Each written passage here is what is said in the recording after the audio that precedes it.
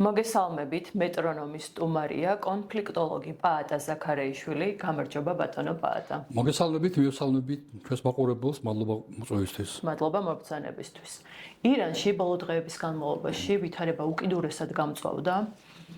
საპროტესტო ტალღა გასული წლის 28 დეკემბერს დაიწყო, რომელსაც წინ უძღოდა ეკონომიკური კრიზისი. მსხვერპლის შესახებ განსხვავებული ინფორმაციები ვრცელდება, მაგრამ შეგვიძლია ვთქვათ, რომ მსხვერპლი საკმაოდ დიდია, თან დაანონსებული სიკვდილით დასჯის პირობებში ეს მონაცემები კიდევ უფრო გაიზრდება.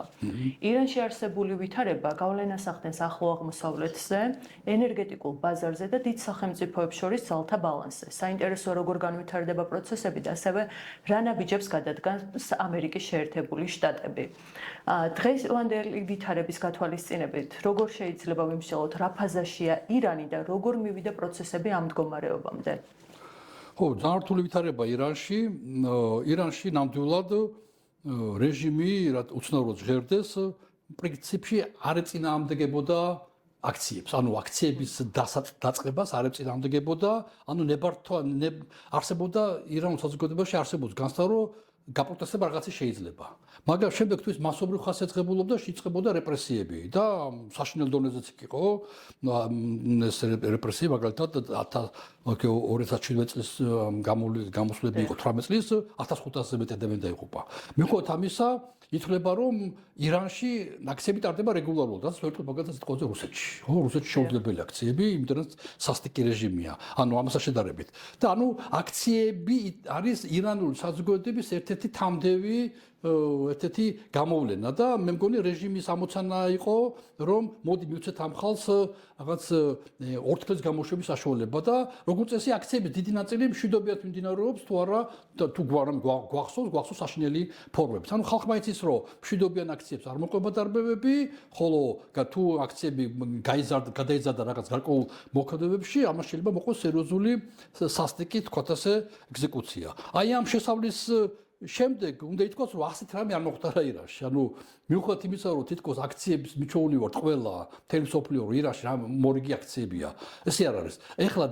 ეხლა არის განსაკუთრებული მნიშვნელობით, პირველ რიგში თქვენ უკვე აღნიშნეთ, ამას ყო ეკონომიკური საფუძველი. ამდენ ხანს მოვაჭრეები, ბაზარი ჩვენთანაც ბაზარს რაღაცა სოციალური დატვირთვა აქვს, მაგრამ იმდენი არა. მაგრამ ირანში ბაზარი ეს არის სწორედაც სოციალური ფენომენი. იქ მთელი პროპკავშირებია, ბუნები არა ევროპული გაგებით, არამედ აი აზიური გაგებით, ისლამური გაგებით, პროპკავშირებია, მთელი გაერთიანებებია, მაგალითად მღებავების, იუველირების, ხილის გამყიდველი, ბოსტნეულის გამყიდველი, მთელი არმიებია და მთელი ეს მოძრაობები საუკუნეებია, ესეა, ესეთ ურთიერთობებია, მამიდან შულზე, შულიდან შულზე გადადის ყველაფერი, ეს როგორც წესი ეს ვაჭრების ამ ბაზრის ბაზა ძირითადად თავმოჩენილი 80% არის ლოიალური ხელისუფლების ყოველთვის.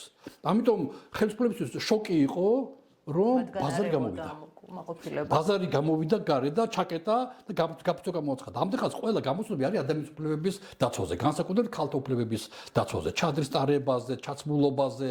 აი ეს არის ძირითადი მომენტები და სხვა და ბოლო გამოსვლებიც ქალის როლზე იყო ლაპარაკი. აი ეს არის ერთ-ერთი განმაცხადებელი და უცებ ცოტა არ იყოს დაიბნა რეჟიმი. იმიტომ რომ არ ელოდა ზურგში დანის დარტყმას, თქვათ ასე და მაქსიმალურად შეეცადა რომ გაემართლებინა ბაზრის ქცევა, ეთქვა რომ ბაზრის გარდა გვესმის ჩვენი და ჩვენი ბრალია, პრეზიდენტი გამოვიდა თქვა რომ ჩვენი ბრალია, ჩემი ბრალია თავისთავად დაიბრალა და ამას გამოასწორეს, მაგრამ ეს გადაიზარდა შემდეგ უკვე ამას მიემატა უკმაყოფილო ხალხის აქცია, აქტიურობა, რაც მუდმივად არის ადამიანის უფლებების დაცვა. და ამას დაემატა ეს პირველი ბაზარი მოულოდნელობა და კიდე მეტი მოულოდნელობა ეს არის შახის გამოჩენა. უпроსტად შახს ეძახიან ახლა ირანშიც და ჩვენს მოკლედ რომ ვთქვათ შახს ვამბობ მეც, მაგრამ თუმცა ეს შახი არ არის, ეს არის შახის ტახტის მემკვიდრე. რეზა ფეხლევი, ქართულენაში ფეხლევმა მოიკიდა, თუმცა როგორც ჩანს ფეხლევი უფრო სწორი ფორმა. მე ირანისტი არა ვარ, მე უფრო სპარსულენის სპეციალისტებიდან ჯერა მათი და ფეხლევი უფრო სწორი გამონათქვამი იქნება. ამ ფონზე ამ ორმა ფაქტორმა, ბაზარმა და შახის მემკვიდრის გამოჩენამ, რაც ამდენ ხანს არ ჩანდა. ცოცხალი ადამიანი იყო, სულ იყო ამერიკაში ცხოვრობდა და არ ერეოდა არანაირ შიდა პოლიტიკაში. ახლა საკმაოდ აქტიურად აკეთებს განცხადებებს და დგას დემონსტრაციებს. დიახ და მოუწოდებს, ის მართავს პრაქტიკულად აქციებს, ის მოუწოდ, მაგალითად 8-ში ყველაზე ბევრი ხალხმრავალი გამოსვლა იყო, რა ჩვენ ვიცით, მე ჩაიკეტა ინტერნეტი. და რა ჩვენ ვიცით, ჩვენი თვალით ნახეთ, 8 იანვარი იყო ყველაზე მძიმე რთული პერიოდი რეჟიმისთვის. ხალხმრავლობის რაოდენობა ძალიან ბევრი ადამიანი გამოვიდა და მაშინ დაიწყო მასობრივი ხოცვაც. მანამდე 8 იანვრამდე იყო მსხვერპლის 50-60 ადამიანი და დღეს როგორც უკვე აღარ ვიცით რა ხდება ზუსტად ათასობით სულ ცოტა 1000 ადამიანი დაიღუპა თუ არა უფრო მეტი და როგორც ჩანს უფრო მეტი რა კი 1000 ადამიანის ხმა გამოდის ესე იგი უფრო მეტია და ის ფაქტი რომ დღემდე ამ წუთს თქვა რომ მოვდიოდი კიდევ ერთხელ გადავამოწმე ინტერნეტი ჩაერთო თუ არ ჩაერთო არ ჩართულა დღეს ამ წუთში ესე იგი მასკმა თქვა რომ სტარლინგი იქნება უფასო კი სტარლინგისაც რუსეთი ეხმარება და სტარლინგის რაღაც ღმერთმაკრას მაგრამ ეხლა ტექნოლოგია ჩინური და რუსული ტექნოლოგიები მუშაობენ იმაზე რომ სტარლინგი ჩაახშონ თავისთვის აკეთებენ ამას მაგრამ თუმცა თავისთვის აქვს სხვა სათუ არ გაუზიარონ ირანს მაგალითად კი ბატონო კაი იქნება თუ სტარლინგი იქნება მაგრამ ნებისმიერ შემთხვევაში მიმის ქვამიდა რომ რა კი დღემდე ინტერნეტი არ გახსნილა თორემ ინტერნეტი მათ აჭირდება ხელისუფლებას აჭირდება სამართავად ესე იგი სიტუაცია ძაფრია რომ დაწყნარებულიყო მათ სასარგებლოდ და რომ დაეშოშმინებინებენ ხალხი გახსნდნენ ინტერნეტს ლოგიკურია რა იტყოდნენ ახლა ნახო ხალხი სახში წავიდა დაიშალნენ ქუჩები ცარიელია ნახეთ აბა არ აკეთებენ ამას ინტერნეტს არ ხსნიან ესე იგი სიმძაფრე გრძელდება და ელოდებიან რაღაცას და რაღაცას თქვენ კითხვაში დასვით რას მოიმოქმედებს ამერიკის შეერთებული შტატები ტრამპი ხო და იმუქრება რომ გზაშიაო ახლა გზაში რა უნდა იყოს ესეთი აღარ არსებობს სოფლიოში ესეთი სიჩქარე რომელიც ერთ საათში არ ლახავდეს სივრცეს არა რაკეტა იქნება თუ ხლა ესეთი რაც შეიძლება იყოს დიდხანს მოდიოდეს არის გემი სხვა დანარჩენი ყველაფერი ჩქარა დადის უფრო თვითმფრინავი ჩქარა მოძრაობს რაკეტა კიდევ უფრო ჩქარა მოძრაობს არა რაღაცას შეიძლება ითქვას რომ რაღაცას ელოდება ეთყობა რაღაცა როგორც ვენესუელაში ჯერ გემები სამხედრო გემებით მაგალითად დააფიქსირეს პოზიციები ქვია კარიბის ზღვაში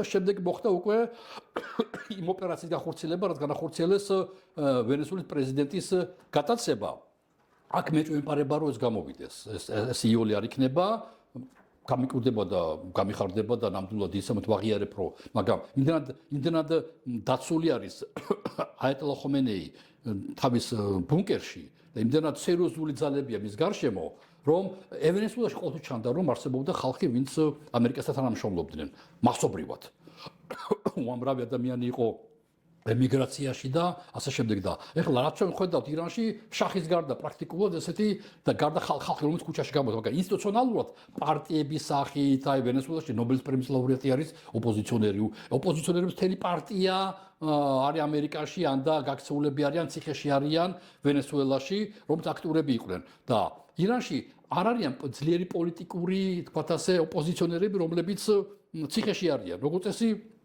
მასა ქვია არიან სახლში წასულები არიან გამოხატავენ პროტესტს მაგრამ ქვია არ აქტიურობენ იმდენად რომ მათ ჰქონდეთ ქვია მხარდაჭერა უცხოეთიდან აშკარა ჩანს რომ არ ვიცი რა გეგმა აქვს ამერიკის შეერთებულ შტატებს ერთადერთი ეფექტური რაც შეიძლება მოახდინოს გავლენა ან არ მოახდინოს გავლენა ეს არის სწორედ აიატოლა ხამენეის განადგურება დაპატიმრება ჩვენპარება ხო ლიკვიდაცია შესაბამისად ამას შეიძლება გამოიწვიოს რაღაც პროცესები მაინც ჩვენპარება იმიტომ რომ ირანში ძალიან სერიოზული სახელმწიფო პირამიდაა რა პრობლემაც ჰქონდა შახს როცა 79 წელს მოუწია დაეტოვებინა ირანი იყო ის რომ მას არმია განუდგა არმიამ არ დაიწყო სროლა აქციის მონაწილეების წინააღმდეგ რომელიც მომხრეები იყვნენ აიატოლა ხომენეის რომელიც ჩამოვიდა პარიზიდან 70-იან წლებში და მოახდინა ისლამური რევოლუცია. ძალოვანი სტრუქტურები არ დაემორჩილებ შახი არ იყო იდეალური. ეხლა კი ისახება, იმიტომ რომ სხვა გზა არა და მესმის ატომის ხდება, მაგრამ შახიც ავტორიტარული მმართველი იყო, თუ და პროდასავლური იყო. პროამერიკელი იყო. ირანში უფრო მეტი თავისუფლებები იყო მაშინ 70-იან წლებში, ვიდრე საბჭოთა რევოლუციამდე ირანი ხო, იქ იყიდებოდა, მაგრამ ირანის მაღაზიებში იყიდებოდა, მაგალითად, აი ხლა დემოკრატიის კონტექსტში ლაპარაკობ, ამერიკული გაზეთები.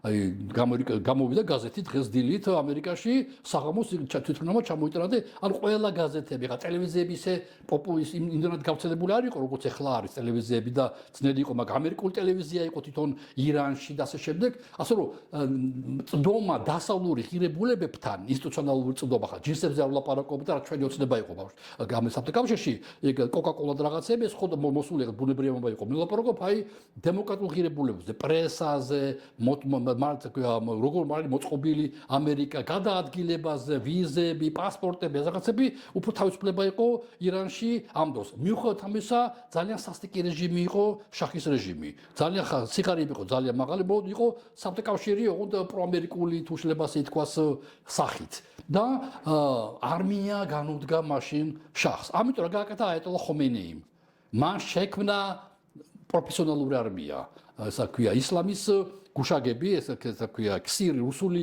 აბრევიატურაა ჩვენთან შემოსული და ქსირს იულად ხმარო ვიყენებთ ამას ესე იგი კორპუსი ისლამის დამცველთა კორპუსის არმია ესე პროფესიონალები არიან ირანში არის ცალკე არმია მწვეულმდელები არიან ახალგაზრდა ბიჭები ოჯახის შვილები ოჯახის ბიჭები მიდიან ამ ასეთ არმიას ვერ დაენდობას ავტორიტარული რეჟიმი იმიტომ რომ ისინი თავის ოჯახებიდან არიან და კონსტიტუციაში თავის მეზობლებს ნაციებს არ დაუწყებენ სროლას ამიტომ უკვე აიატოლა ხომეინიმ შექმნა ცალკე არმია ისლამის დამცველების და განსხვავდება ძირითადი არმიისაგან და ეს არის ძალიან დიდი მონოლითური თუ შეიძლება ასე ითქვას საყრდენი ისლამური მართლობის მეორე რაც გააკეთა აიატოლა ხომეინიმ რაც ქვია ხომეინიმ ეს არის რომ ხომეინიმ რომ ისა რა ქვია პირველად ირანში შექმნა ისლამური იდეოლოგია ანუ ისლამი მართავს ისლამური რესპუბლიკა ეს ახალი მოვლენაა 70-იან წლების მოვლენაა ირანს ყოველთვის მართავდნენ შახები ანუ სამოქალაქო ესა ქვია არარელიგიური პირები შახები იცვლებოდა და ქვია დინასტიები სხვადასხვა მაგრამ სასულიერო პირები არ მართავდნენ ირანს ეს ასაჩო ხედავთ ეს სულ ახალი მოვლენაა ეს მეორე ფიგურა ხომეინის შემდეგ ეს არის ხომეინი ესა მეორე ფიგურა ვინც ახლა მართავს სასულიერო პირს ამიტომ ამოაყირავა ესა ქვია ისლამურმა რესპუბლიკამ ირანის მმართველობა და პირველად სათავეში ჩაუყენა სასულიერო პირები რამაც არ გაამართლა და მათ შორის ირანელი მორწმუნეებიც ხედავენ რომ არ გაამართლა სასულიერო პირების მართვამ ამას ჭირდება პოლიტიკოსები და მართავდნენ სახელმწიფოს და არა სასულიერო პირები და ეს არის ერთ-ერთი მთავარი კრიზისის ფორმა რომ ვერაფრით ვერ გამოდის კრიზისიდან სასულიერო მართლობის ფორმით არსებული სახელმწიფო და თუ რამე შეიძლება ალბათ ჩვენ საპარლამენტო მოვალ კითხვებში იქნება რა უნდა იყოს ერთ-ერთი მთავარი რეფორმი შეიძლება შედეგი დადგეს რომ შეიცვალა ისევ დაუბრუნდეს ირანი ქვია სამოქალაქო მართლობით სისტემას და აღარ იყოს სასულიერო მით უმეტეს რომ კარგად მოდის ახლა თქვა რომ ღრმა მოხუცებულობაში არის უკვე დღევანდელი მართველი სულიერი ლიდერი ქვია აიატოლა ხომეინი და ყველა ელოდება მის სიკვდილს სხვათასე და ელოდებიან ვინ იქნება სხვა ამაზე მსჯელობა მის მათ შორის მის შულზეც კი ლაპარაკი ღრმად ვარ დარწმუნებული ეს კრიზისი იმას მაინც გამოიწვევს რომ მის შულზე აღარ იქნება ლაპარაკი ძალიან დიდი ის იქნება შეურაცხყოფა იქნება ირანული ხალხის რომ ეხლა დღევანდელი აიატოლას შვილი გახდეს მორიგი აიატოლა თუმცა რა თქმა უნდა შემახირსეულიც იყოს ანუ განათლებული იყოს სასულიერო პირი არის რა თქმა უნდა ბუნებრივია მაგრამ რაც არ უნდა წარმატებული იყოს სხვებთან შედარებით მაინც დღეს მისი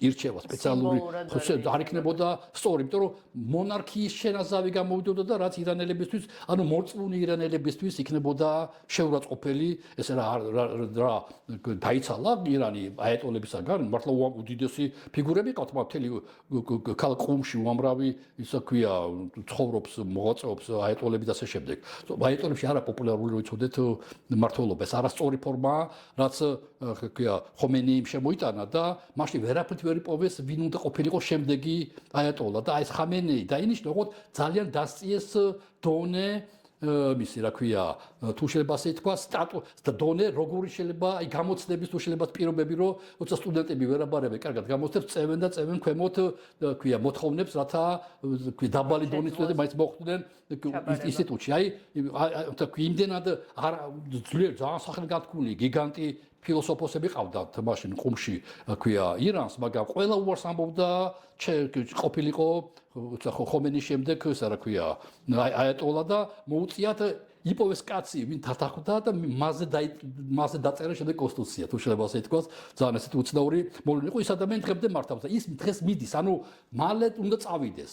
და კარგად ემთხვევა მის შესაძლო წასვლა, გარდაცვალება იგულისხმება ალბათ, შეიძლება თვითონ წავიდეს თავის ნებით ამ კრიზისის შემდეგ, ღრმად მოხუცია, მისი წასვლა და შეიძლება რაღაც რეფორმების დაწყება შეიძლება კარგად დაემთხვეს და მოხდეს ის, რომ დაიწყონ საუბარი ირანის რეფორმირებაზე. ძალიან დიდი თემაა, ცალკე შეიძლება ქვია ამას ვილაპარაკოთ, მაგრამ თუ კი აიათოლას შვილი გახდა მმართველი.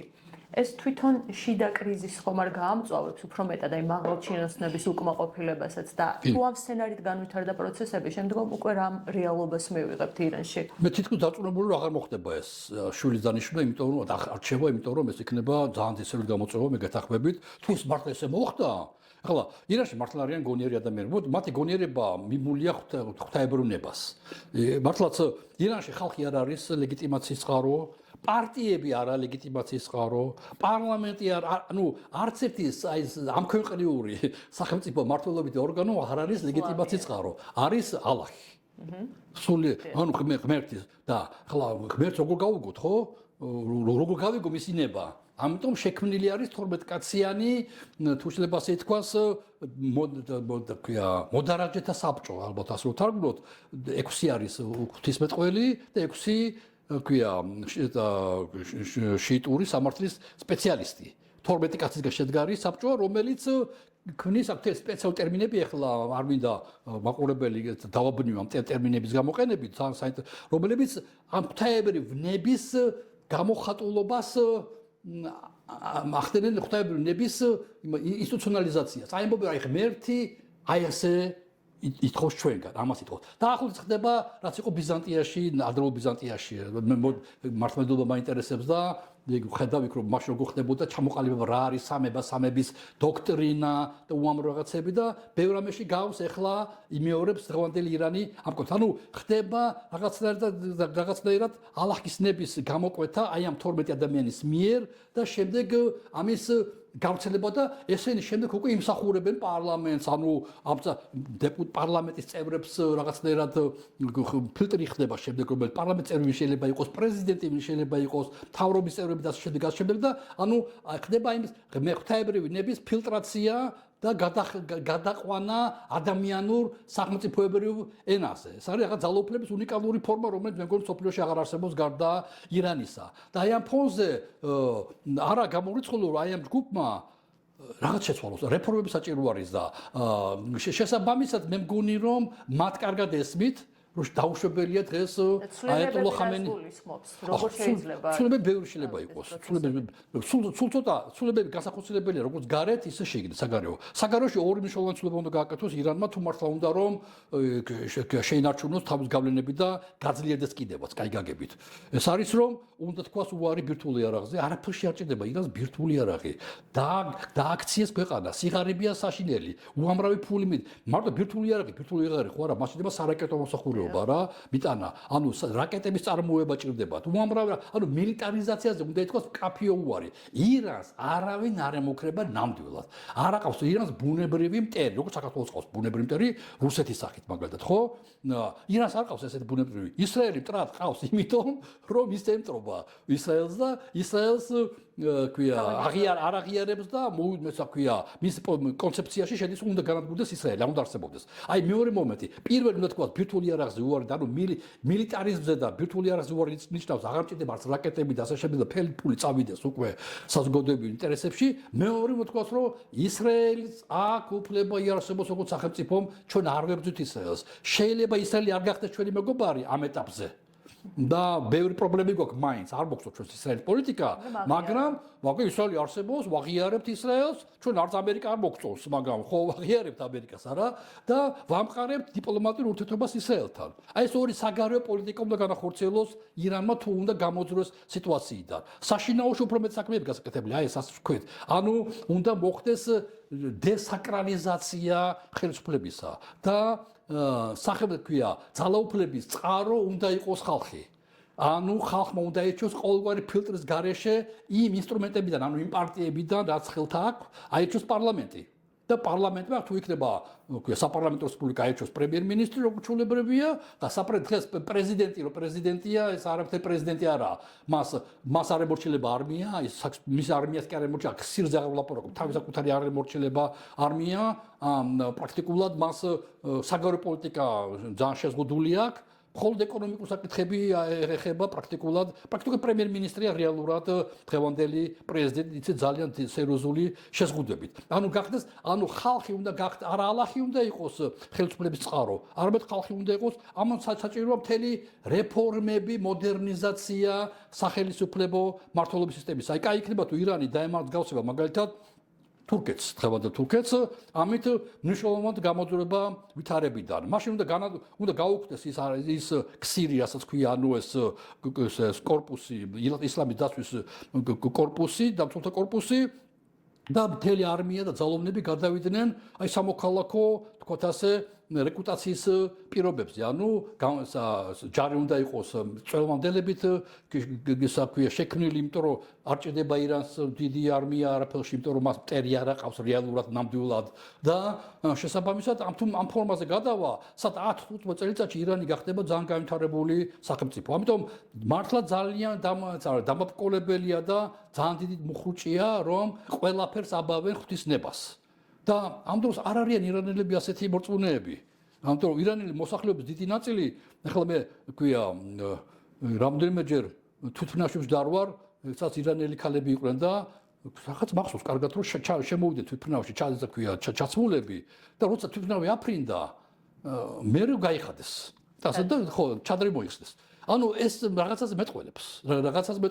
ანუ ვქვია, და საზოგადოება ყველა ამბობს ახლა მე. ეს არ არის მათი პირადი სულველი. საბჭოთა როგორც მადლობა გმირ ჩვენ გაგვიმართლა რა ჩვენ ახალგაზრდები ვიყავ ჯერ კიდევ საბჭოთა აი წინათაობა, ჩვენი წინათაობა, მშობლების თაობა, უწევდა ფარისევლობა, რაღაც კომუნისტური იდეების მიმართ რაღაც პატივისცემა რაღაცეები, რაღაც 1 მაისს დემონსტრაციაზე წასვლა 7 ნოემბერს დემონსტრაცია, ანუ რაღაცა ფარისევლობა იყო ძალიან ბევრი. დაახლოებით მომენტი ახლა ირანი ახლა ამ წუთშია გათიშული ინტერნეტი ხო ქონდათ, ხო ხედავე რა ხდება სოფლიოში, რა ხდება დემოკრატიულ სამყაროში იქნება თუ სხვა თუ ნაკლებად დემოკრატიულ სამყაროში რა ღმერთი სად არის, როგორ არის. ამიტომ შეუძლებელია ასეთ თქვათ ასე თავისუფალ სამყაროში, სადაც გაწვდომა ინტერნეტით, რომ ვერ ხედავდე არის თუ არ არის ღმერთი და რამდენად ღვთისნება არის გავლენა უნდა კონდეს სახელმწიფოს მართვაზე. ამიტომ მე ეჭვით მეპარება და ვიცი კიდევაც ინფორმაციას, რასაც ვკითხულობ არის რომ მოსახლეობის მნიშვნელოვანი ნაწილი არ არის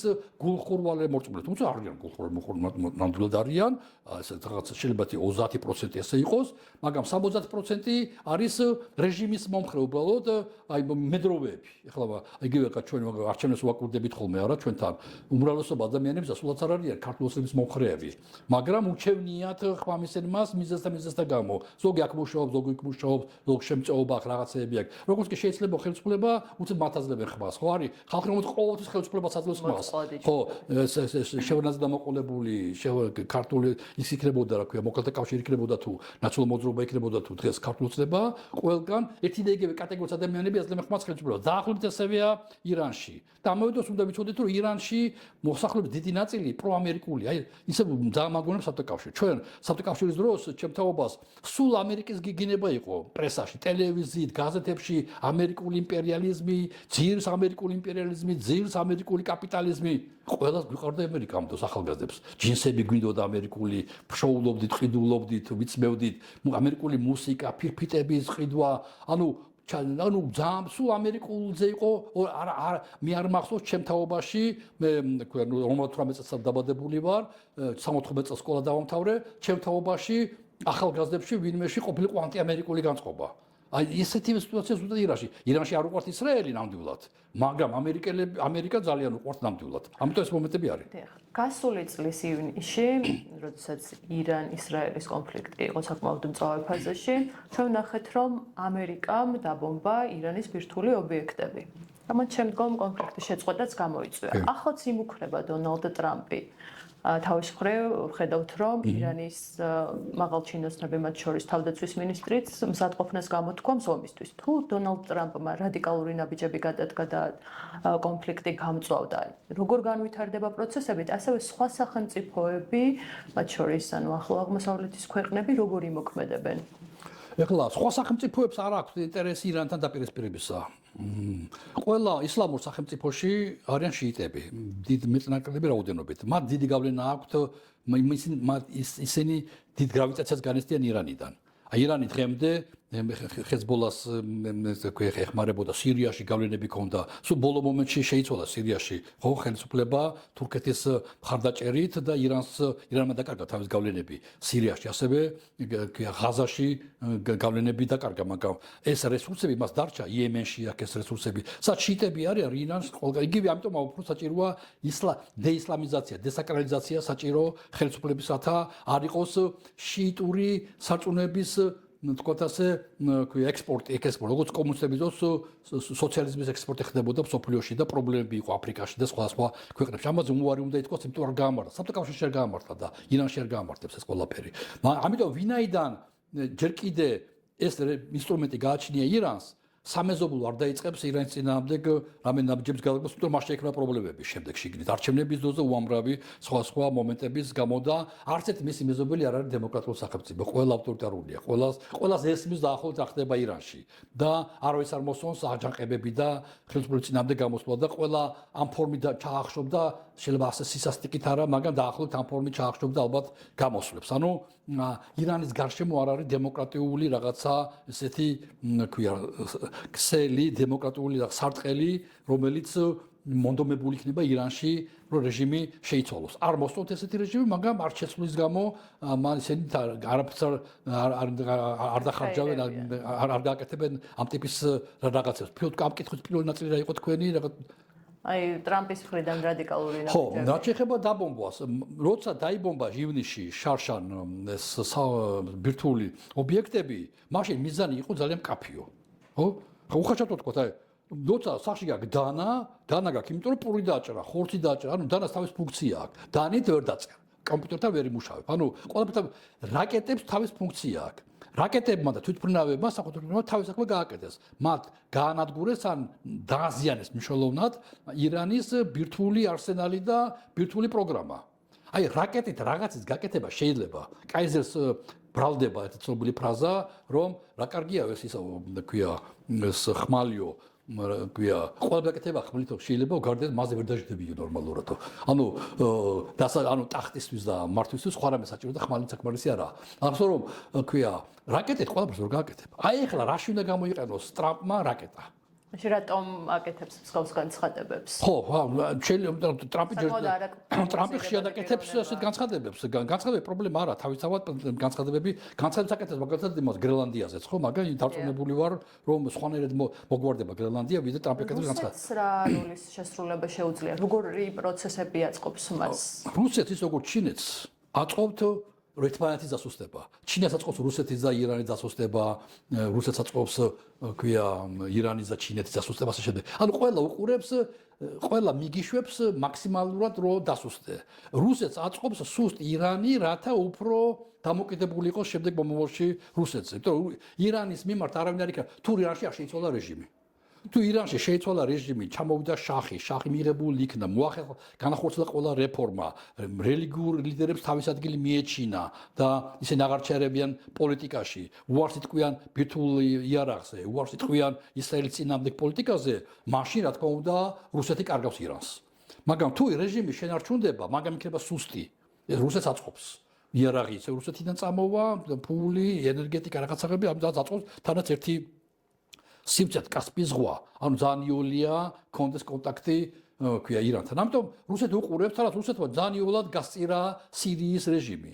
ძალიან იოლად გასწირა ვენესუელის რეჟიმი. რეჟიმი არ ჩამოქცეულა ირანში, ვენესუელაში მხოლოდ იმიტომ რომ ამერიკას არ აწყობს და ურჩევნია ავტორიტარული რეჟიმი ყავდეს და მადურო დააპატიმრა როგორც არა როგორც პრეზიდენტი, არამედ როგორც ნარკოკარტელის ხელმძღვანელი. არა და მაგრამ ქვია რუსეთისთვის ირანის რეჟიმი არის მისაღები რამდენად ეს რეჟიმი შეინარჩუნებს თავის არსებობას. ის არ გააძლიერებს, ვერც გააძლიერებს, რომ გააძლიერება. თუ ჩამოიშლება ეს იქნება ძალიან დიდი დარტყმა, როგორც დარტყმა იყო სირია, როგორც დარტყმა არის ვენესუელა, როგორც აშკარად დარტყმა, რომ უკრაინაში ვერ ახორციელებს თავის ძირითად მიზნებს, ვერც ერთი მიზანი ვერ შეასრულა.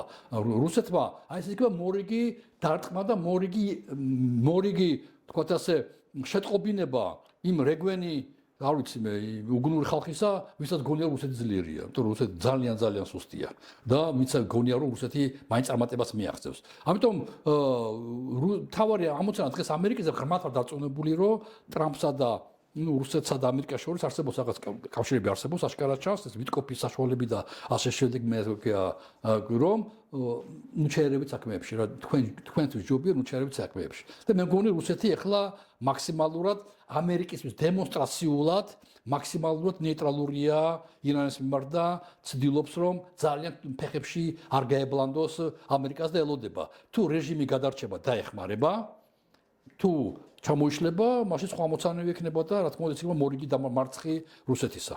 ირანში არსებული ვითარება ენერგეტიკულ ბაზარზე როგორ იმოქმედებს, უახლოეს მომავალში შეიძლება თუ არა ველოდოთ, მაგალითად ნავთობის ფასის გაზრდას და ჩვენ მდგობ ჩვენს ქვეყანაზეც როგორ იმოქმედებს. ენერგეტიკა ჩვენს ნაკლებად იმოქმედებს, ჩვენ ირანის ნაკლებად დავუჩვენებთ აზერბაიჯანისა და რუსეთის ენერგოსისტემებზე დამოკიდებული, მაგრამ რუსეთი ხეირებს აქედან. თუ ნავთობის ფასი გაიზრდება, რუსეთისთვის სასარგებლო იქნება ყველაფერი. მით უმეტეს, ეხლა სხვათა შორის უცნაურია, მე არა ვარ ენერგეტიკოსი და ამიტომ ჯობია ენერგეტიკოსებს მოусმინოთ და მე ველოდებოდი რომ ვენესუელაში ოპერაციის შემდეგ გაიზრდებოდა ნავთობის ფასი, არ გაზრდილა. მოლოდინებზე საუბრობდნენ კიდევაც, მაგრამ არ გაზრდილა, არ გაიზარდა. ანუ რაღაცა მექანიზმება იმუშავეს ამ მიმართულებით.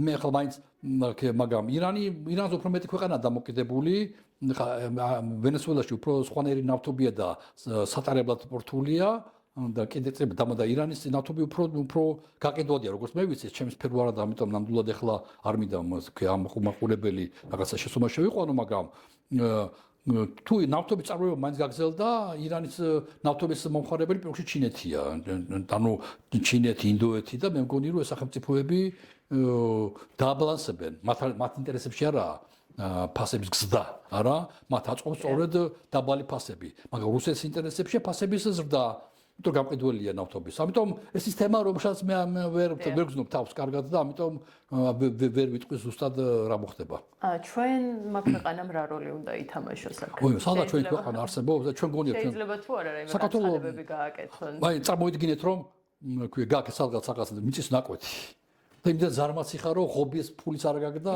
ღობესაც არ აკეთებ და შენმა მარჯვენა მეზობელმა ღობე გააკეთა და შემოღობა თავისი მიწა მარცხენა ჩრდილოელმა სამხრეთელმა და აღმოჩნდი ღობების შუაში და შენი თქვათ ასე მიწის ნაკვეთი გამოიკვეთა მეზობლების მიერ გაკეთებულმა ღობეებმა ისე რომ შენ ხელი არ გაგინძრებია და ღობე არ გიყიდია და არ დაგიდგავს აი საქართველოს არის ეს ყველა სახელმწიფო უზრუნველყოფს თავის სუვერენიტეტს და რაც რჩება ეს არის საქართველოს. ერთადერთი ამ სახელმწიფოებში მეზობლებიდან ერთადერთი არის აგრესორი რუსეთი. ყველა დანარჩენი კეთილი მეზობლები არიან. სომხეთის, აზერბაიჯანის, თურქეთის და არ გვედავებიან. არაფერს ამიტომ მათი ღობეები მეტნაკლებად შეესაბამება არსებულ რეალობას. მარტო რუსების მე გატარებული ღობე არის ჩვენს მიუღებელი, იმიტომ რომ ოკუპირებული ტერიტორიებია კავკასიაში და საფრთხეთში. ანუ ჩვენ არანაირი ნება არ აქვს. მე ვერ ვხედავ საქართველოს მხრიდან ვერანაირ გამოხატულებას. კაი, ჯანდაბას ვენესუელაზე ხმარ ამოიღე, იმიტომ რომ მართლა შორსაა და სიმართლე გითხრათ, მეც ასე მოვიქცეოდი, მაგრამ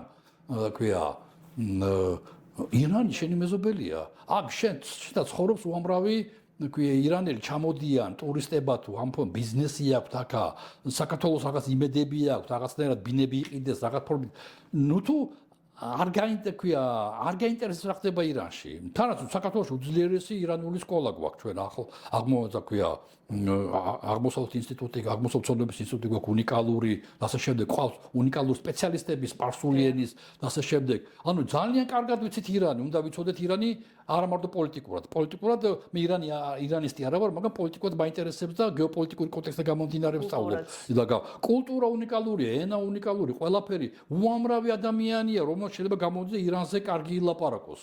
Გამოუშვით ალაპარაკეთ და თქვათ რაღაც ხარი დაუჭიროთ ირანელებს, მათ კულტურას, მათ ქვია რაღაც იმასა ქვია მონდომებას ბრძოლის მართულებს, იმიტომ რომ ადრე თუ გვიან რაც მე მოვყევი ეს ძალიან ხელოვნური სახელმწიფოა, რელიგიას დაფუძნებული სახელმწიფოები არ არსებობს.